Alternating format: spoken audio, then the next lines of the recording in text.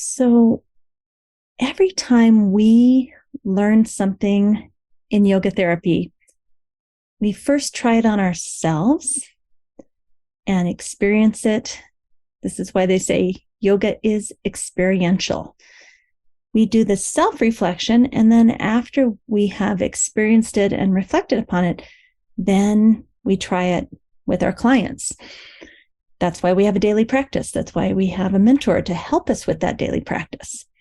So after you've done this counseling and self-reflection on yourself, there'll be a whole nother layer of mastery when you're actually counseling a client.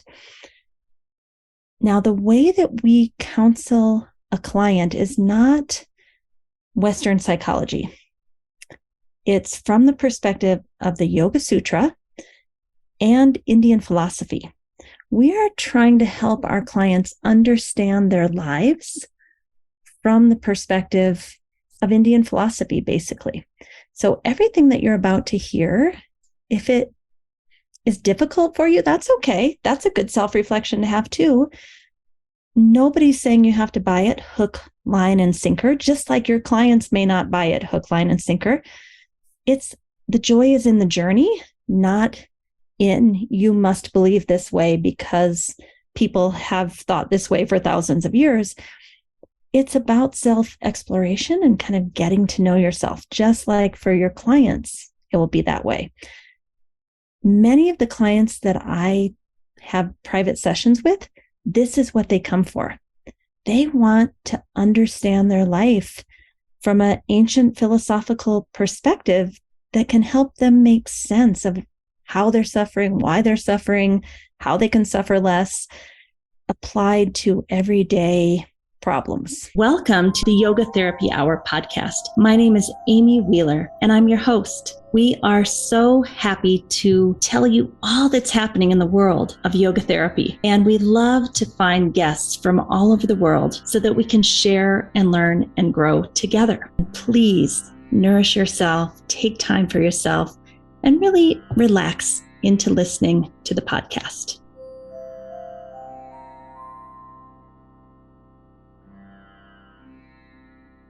The model of evolution from Sankhya philosophy, which basically says each one of us is a Purusha. Even before we got this body and mind and emotions, it will be here after this body and mind emotions are gone. Now you can think of that as, reincarnation. However you want to think about that.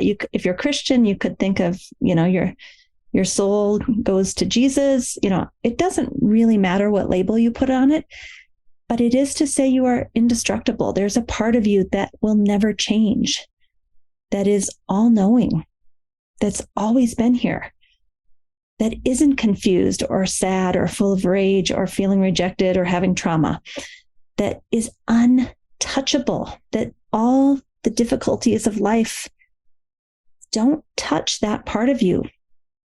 It is beyond the three gunas, if you will. And we'll talk about the gunas in a few minutes. So a big part of what we're talking about with yogic counseling is to remind people that there's a place inside of you that is untouchable by suffering. And that may be clouded, it may be covered up, but it's in there. And part of your yoga journey is to connect deeply with that part of you that doesn't suffer, that is the light, that will always be here, even after this human body is no longer here. So that's what we mean by Purusha. Prakriti is the material world. It's your body, it's your mind, it's your emotions, it's this computer, it's this water bottle, it's that tree. Things that are made in the material world are always changing. The tree grows leaves, gets fruit, the leaves fall off. That tree is empty in the winter, just branches, no leaves. It's always changing. Your emotions are changing. Your mental state is changing. Your body is changing. So just as the Purusha is unchanging, anything that is made of the material world or the Prakriti is always changing. And it has kleshas. It has misperception. We have misperception. We have ego identification. Our ego gets hurt.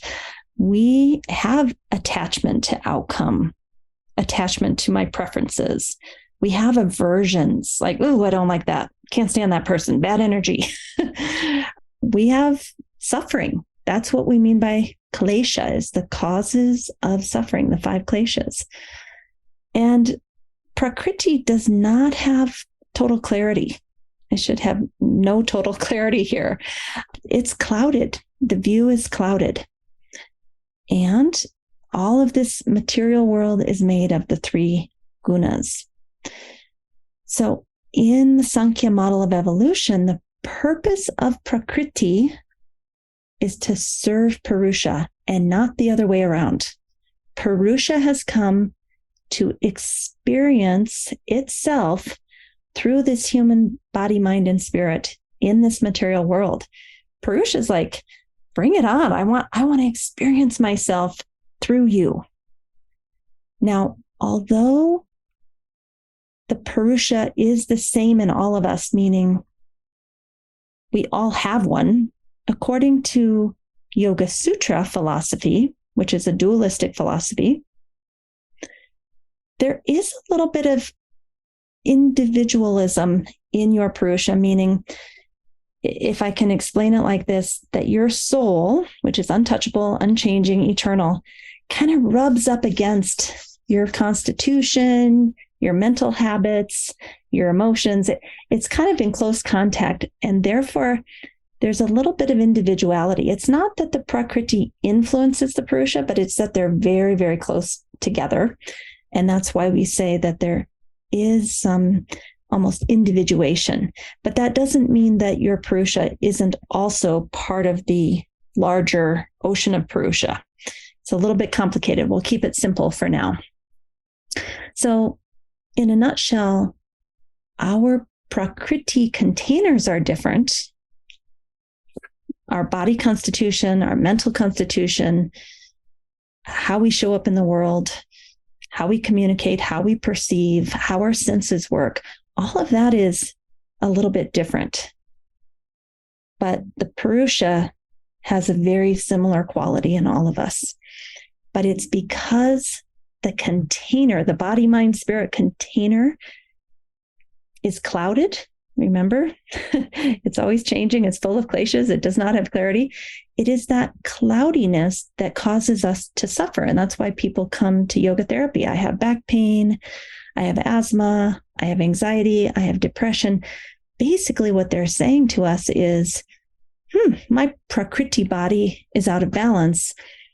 And I don't think my Prakriti is serving my Purusha to the best of its ability at this time. Could you help me get back in alignment so that my Prakriti starts to mirror my Purusha a little bit?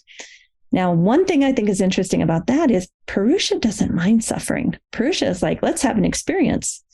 Oh, that's interesting. Back pain. And it doesn't have a preference. It just says, oh, back pain. Okay, we're experiencing back pain. But most of us don't like back pain. We have a preference, right? But I do think that's interesting that Purusha is willing to experience even the things we might consider difficult and wish we didn't have to experience. Purusha is like, oh, it is an experience. I'm okay with that. So according to the Sankhya model of evolution, when we come into this physical container, this Prakriti body, there are some deep impressions that have come with us into this life. Some people might say that's your DNA. Some people might say that's your ancestral trauma. Some people might say that's your ancestral gifts.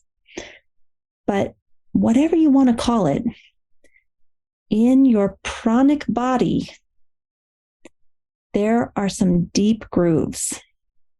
And those deep grooves from DNA, from ancestors, whatever you want to call it, show up in the Vijnanamaya layer of your human system, your personality layer, basically. So even when you first come in as a very, very small baby, at the moment of conception, even before you're born, in the womb, you already have these deep impressions laid down as part of your personality, which is kind of fascinating to think about. So that's what we call the Mahat, part of your Prakriti. Now, as you start to evolve and you're growing in the womb and you're experiencing what your mother is experiencing, and you're, oh, she's having a taco. Oh, she's watching a sad movie. Oh, now she's scared. Oh my gosh, this is what joy feels like, right? The baby is feeling everything the mother is feeling in the womb. But as a survival mechanism, there's something called the ahankara that basically says, I need to survive. Some people might call this your ego. I need to survive. She didn't feed me for 4 hours. I don't feel very well. I need some fuel down here. And of course, that ahankara is there even after you're born, as a young child and even as an adult. You and I, we have the ahankara. The question is, how much of it is true survival and how much of it is fear about survival? So I have a lot of chronic pain clients that come to me that are fine financially. They're provided for, but they're scared to death that if they don't keep working 70 hours a week, they're going to lose everything and get homeless. There is such a need for survival in there that even when they're safe, even when they're provided for and their 401k is fat, they're still scared. That's kind of an ahankara that has taken over and caused suffering, caused fear, abhinivesha. So a big part of what we're trying to help people understand is their mahat, what they come in with, what were those deep impressions, may or may not be able to figure that out. Is their ahankara overworking? Is it having correct perception? Some people do need to work 70 hours a week to pay the bills. That it's not about the 70 hours a week. Is that an accurate perception? And are we pushing ourselves too hard needlessly? Or is that absolutely necessary for you? And if so, how can we work with that? How can we give you the best life possible, even though you have to work 70 hours a week? The ahankara is not a bad thing. It helps us survive. But a lot of the counsel we're doing with people is to help them see if their perception of what they need to survive is actually accurate or not. Or maybe it's something that was passed on to them from their mahat. Maybe it's early childhood trauma that kind of clouded their perception, and they've held on to that now due to poverty or racism or some other thing that could truly be impacting them today. And then that's a correct perception. Or maybe it impacted them before, but it's actually not true anymore. They're maybe not in poverty now, right? So really helping people look at their situation and their perception and trying to sort out what is correct perception, pramana, versus, is this old stuff that I don't actually need to carry anymore? Or is there some combination of the two? We might also counsel people on something called svabhava. What is the life blueprint? What is the meaning and purpose? What are you here to do? We call it your dharma. A lot of people come and want to talk about, I don't know why I'm here. I don't know what I'm supposed to do with my life. I have time. I have energy. I have focus, and I don't know which direction to turn. So we might help them kind of tease out, well, what are your natural gifts? What are your areas of challenge? What makes you passionate?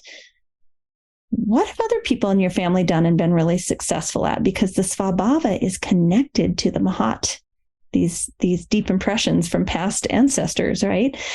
So we do a lot of counsel on what we call seed potential. Sva is self, bhava is this seed inside you.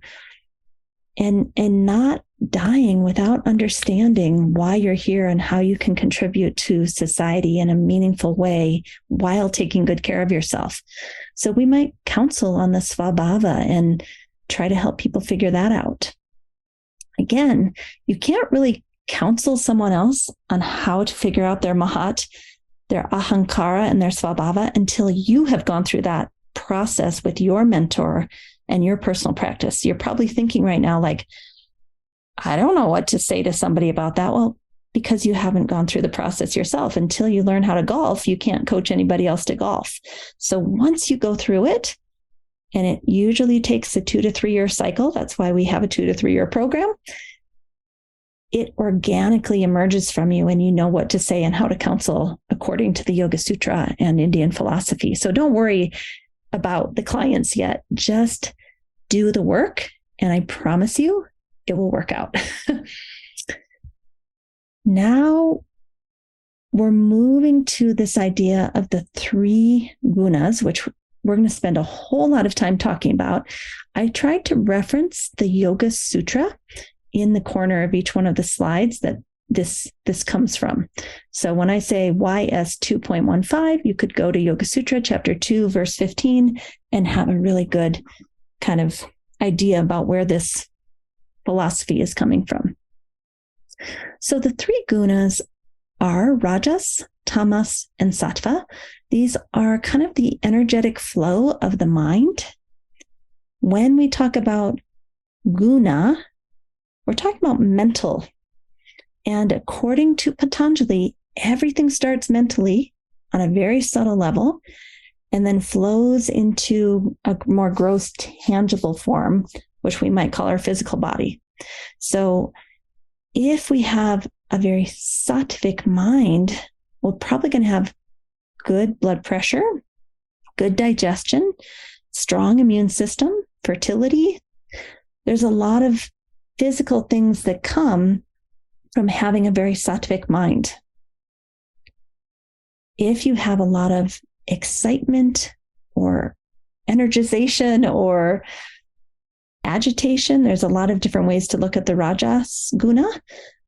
That means your mind is moving very, very fast, right?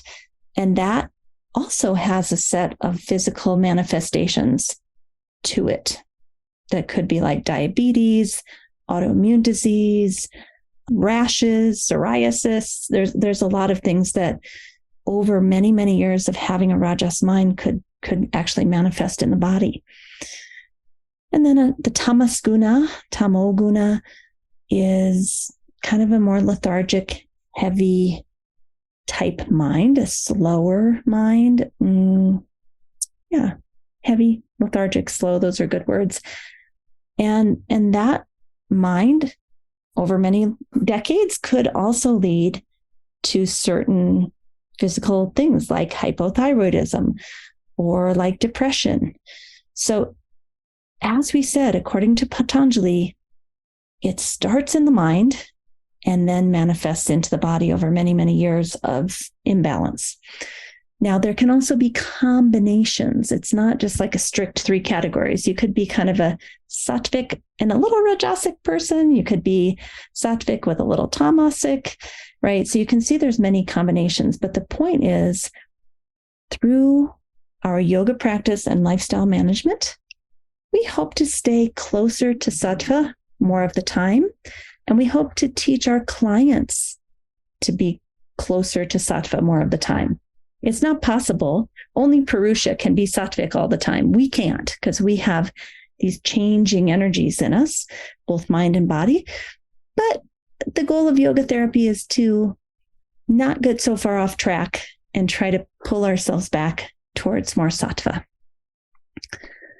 Now, when we have a certain birth constitution, meaning we were conceived and or born, or both, if you will, with more air and space, or more fire and hot water, or more earth and cold water, that means we're kind of starting off from a place not very close to sattva. And our best intervention as a yoga therapist might just bring somebody a little closer to sattva so they can suffer less.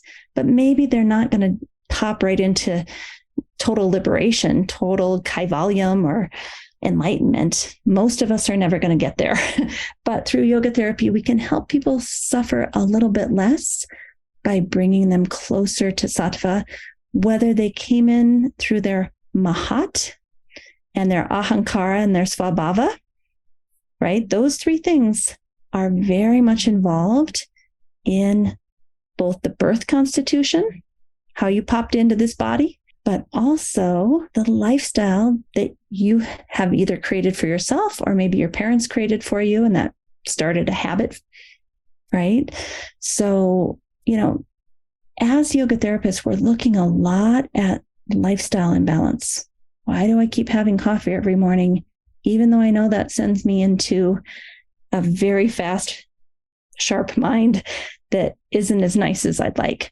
Or why do I keep drinking wine at night and dragging myself down into this tamasic state so I wake up with a cloudy head, right? So to differentiate that the birth constitution matters, but what we're really doing as yoga therapists is really looking at what lifestyle interventions can we help the client with to bring themselves and their lifestyle a little closer to sattva more of the time. And when they get out of balance, can they catch it and pull it back a little closer? That's the name of the game. Now, the way that we start this process is what I call a co-assessment or a co-negotiation, where the very first step is to help them see their habits and patterns with respect to their physical body. When do they feel disembodied or cold or depleted? When do they feel hot and itchy and hormonal or hypoglycemic? When do they feel stuck or sluggish or achy or toxic or have excess mucus? Noticing, oh gosh, I'm feeling toxic again. All right, what did I do to lead me to this feeling toxic? Oh, I had wine last night. Could I have kombucha instead of wine? That's a great. Could I have a really fizzy, delicious probiotic drink instead of wine? I bet that would get me closer to sattva in my lifestyle, in my body, where the next morning I could wake up feeling light and clear and embodied and energetic and pain-free.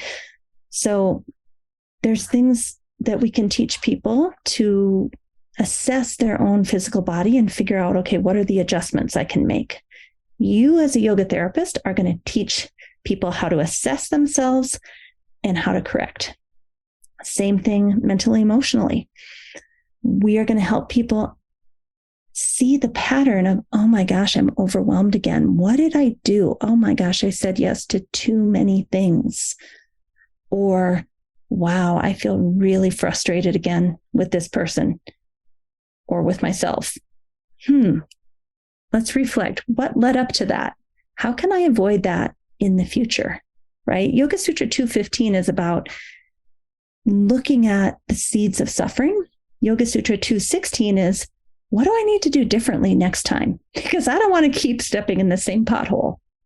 So when we're looking at the lifestyle imbalances and the potholes we keep stepping in, or the potholes that our clients keep stepping in, and then going back and saying, I get depressed when I don't run in the morning. All right, well, I guess that means I need to figure out a way to run every morning. So first you'll do it on yourself for a couple of years, and then organically you'll know how to do the same process with clients. Could be the three gunas with respect to personality.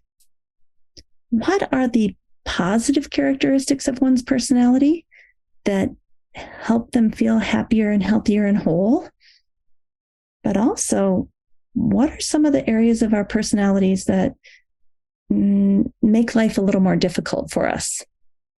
And how can we notice when we're flipping into imbalance about being anxious about the future and pull ourselves back into the present moment?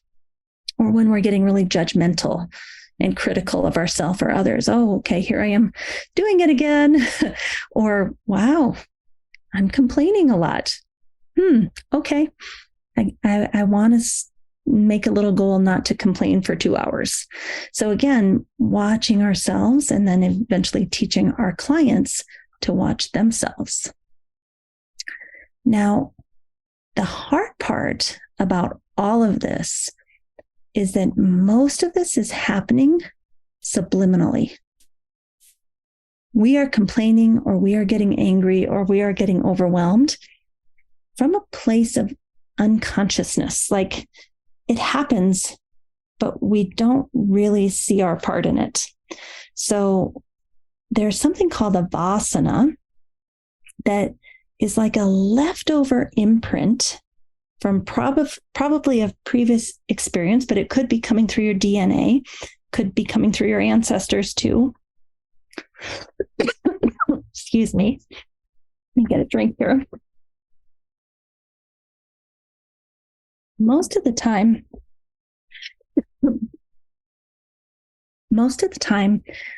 these vasanas are very unconscious. This comes from Yoga Sutra 4, chapter 4, verse 8. So something that we will do for ourselves, but we will also do with our clients, is kind of look back at vasanas.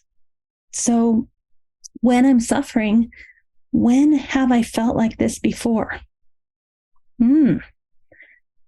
Last time I felt like this, it was in high school, and there were a lot of mean girls.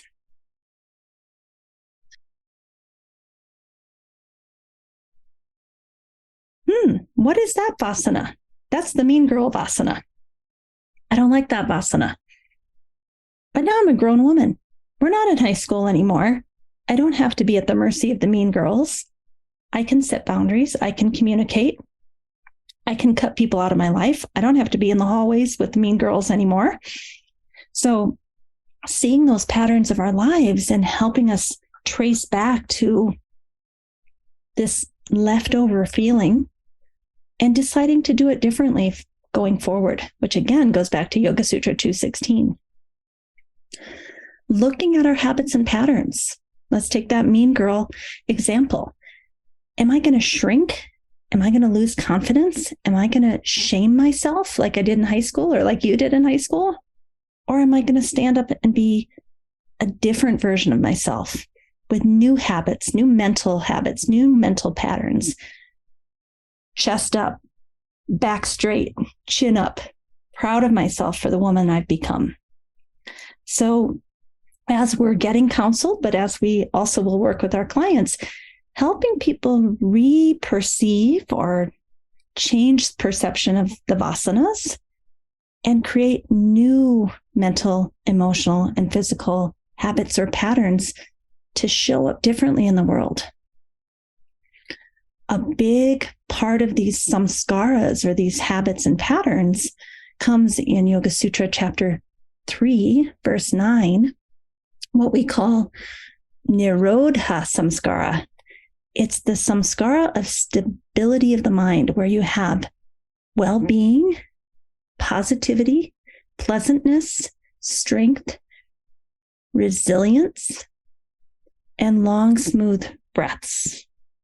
The Uttana samskara is actually one of agitation, where we have sorrow, we don't feel at ease, we have a negative mindset, the body isn't working well, meaning physiologically, we're just not feeling right. We have low blood sugar, we're constipated, our blood pressure is high, and our breathing is disturbed. Oftentimes it's a hold at the top of the inhalation, like inhale,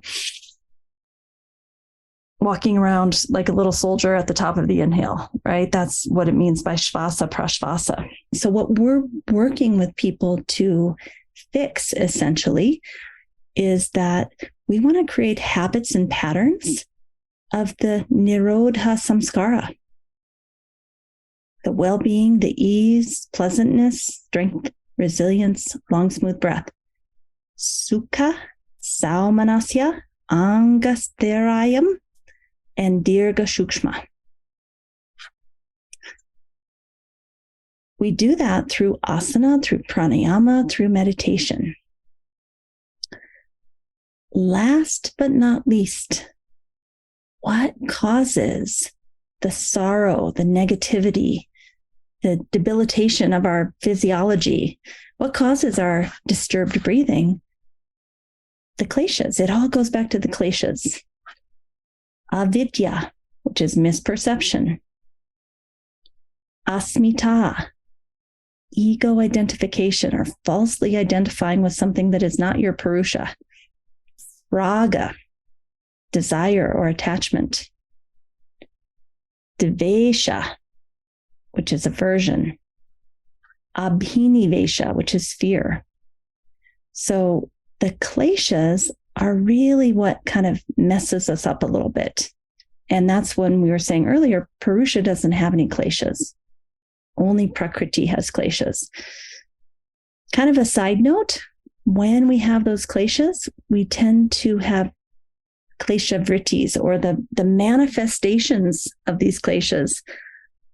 This is not in the Yoga Sutras, it's in Vyasa's commentary, but we get lustful, we get angry, we get greedy, we get blind to the context of the situation that we're in. We just don't understand everything that's, you don't know what you don't know, basically.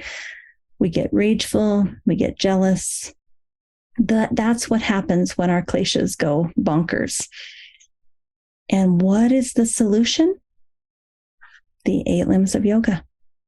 Start working on your 5 yamas, your 5 social attitudes. How to have nonviolence. How to speak your truth with heart. How to not steal others' ideas and belongings. How to live a life of moderation, brahmacharya. How to have non-grasping and kind of be happy with what you have in front of you, and always, instead of always trying to claw your way to the next thing and the next thing and the next thing. So through these social attitudes, we can really work on the kleshas, or the causes of suffering. And then the 5 niyamas, which are personal disciplines, right? One is how do you act with others, but this one is how do you act with yourself? Do you have an attitude of purity, meaning taking care of your mind and your body, shaucha? Do you have contentment, santosha? Do you have tapas? Are you willing to feel that friction to work on yourself and to take a new direction, and to not let those vasanas and samskaras take over, but say, nope, I can be different now. I'm a grown woman or a grown man. Svadhyaya. Are you willing to do the self-study required to slowly and mindfully shift your personality and how you show up in the world in a very gentle way, not in a shameful way, like, oh, you're bad, you need to be different, but in a, wow, I think I can be an even better version of myself. And then finally, Ishvar Pranidhana, doing your best, giving 100%, showing up every day, but also saying, I can't control everything and fix everything. I surrender the outcome. I've done my best. I have humility. I'm not in control of everything. So I did my best, and whatever happens, happens. The yamas and the niyamas are kind of the antidote to the kleshas. And it's kind of the guideposts that we have to help people understand where things might be going off track, causing their gunas to get out of balance. But it's kind of like a chicken or the egg. Did the gunas get out of balance, which caused some kleshas, which caused us to not follow our yamas and niyamas? Or did we not follow our yamas and niyamas, which made the gunas get out of balance, right? Do you see the chicken or the egg? The point is, from the perspective of your personal practice and your work with your mentor, but also from the perspective of how will you eventually work with clients, those are some of the main concepts that you'll be doing in terms of yogic counsel with your people. Please don't forget to sign up for our newsletter mailing list, where we give you a free gift every single week. It's usually something that the guest has been talking about, like a book chapter or an article or an infographic. Check out the show notes for that. Thank you for listening today. Don't forget, we have a new YouTube channel called Optimal State with Amy Wheeler. We also have a new Patreon page where you can support us to bring you the most excellent content, and that is Optimal State and the Yoga Therapy Hour Patreon page. Also, you could write us a review on most major platforms that host podcasts. Give us 5 stars if you appreciate the show and tell us what you love so that we can do more of that. Finally, we support several nonprofit organizations through this podcast. See the show notes to understand how you can help. If you'd like to be a guest or a sponsor for this program, contact us at the email welcome@theoptimalstate.com.